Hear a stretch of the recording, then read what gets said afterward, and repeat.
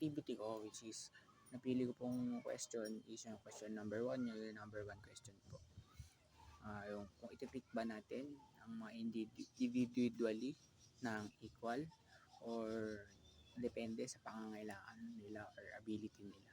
Para sa akin, mas nagiging valuable at mas mahalaga para sa akin, my own opinion, is yung iti-treat natin yung bawat isa sa atin equally.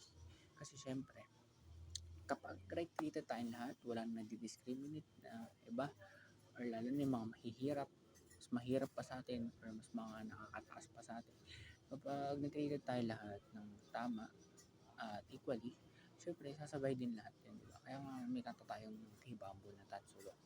Yung Tatsulok na yun, meaning nun, syempre, hanggat may mga nakakataas, mga nagpapakamataas, syempre, hindi din maiiwasan yung mga nagpapakabababa. Alam mo yun, kapag well-treated lahat, everything follows. Kasi, walang discriminate or mas nagiging valuable ang bawat isa sa atin or mas nagibigyan ng kahalagahan. Ganun.